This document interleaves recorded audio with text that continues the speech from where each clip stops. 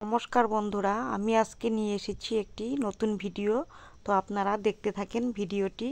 আমি নিয়ে এসেছি আজকে চিনেবাদামের একটি রেসিপি। তো আমি একটি চৌকাতে কড়াই বসিয়ে দিলাম। তো কড়াইতে আমি বাদামগুলো দিয়ে দিলাম। বাদামগুলো আমি আস্তে আস্তে ভেজে নেব।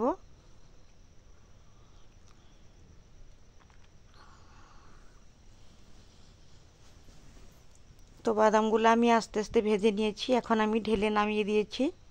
এখন আমি একটি কড়াই বসিয়ে দিলাম। কড়াইতে আমি আধা লিটার দুধ দিয়ে দিয়েছি। বাদামটা আমি ভালো করে পরিষ্কার করে নেব। তো বাদামটা আমার পরিষ্কার করে নেওয়া হয়ে গেছে। তো আমি একটা মিক্সিং জারে ঢেলে দিলাম। আমি বাদামটা গুঁড়ো করে নেব।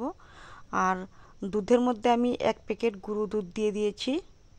দুধটা আমি ভালো করে মিশিয়ে নিলাম যেন কড়াইতে লেগে না যায়। আমি গ্যাসের ফ্লেমটা মিডিয়াম করে নিলাম।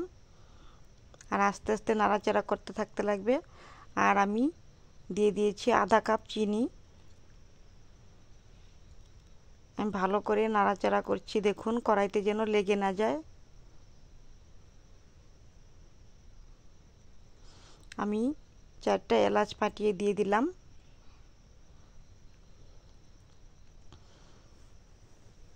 আমি একটা স্টিলের থালার মধ্যে ঘিটা মেখে নিয়েছি। আর ওদিকে বাদামের গুঁড়োটা আমি দুধের মধ্যে ঢেলে দিয়েছি। এখন আমি নাড়িয়ে চাড়িয়ে ভালো করে মিশিয়ে দেব।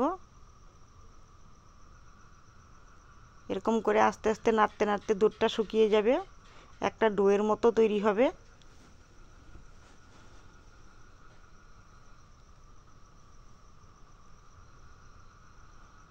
আমি এরকম নাড়াচাড়া করতে করতে একটা ডো বানিয়ে নেব।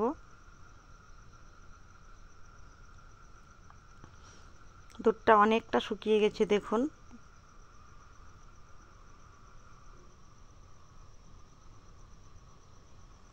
দেখুন কত সুন্দর একটা ডো হয়েছে, কালারটাও খুব সুন্দর হয়েছে।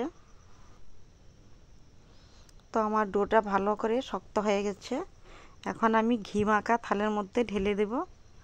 আমি এখন হাত দিয়ে আস্তে আস্তে চেপে চেপে থালার একটি শেপ করে নেব। তো আমি একটি থালার শেপ করে নিয়েছি। এখন আমি 1 ঘন্টার জন্য রেখে দেব ঠান্ডা হওয়ার জন্য। ঠান্ডা হয়ে গেছে। এখন আমি একটি চাকু দিয়ে কেটে কেটে নিচ্ছি। তো আমি একটি চাকু দিয়ে সন্দেশের শেপ করে কেটে নিচ্ছি। ভিডিওটা দেখে আপনারাও বানাবেন, খেয়ে দেখবেন। এই রেসিপিটা খুব ভালো লাগে খেতে।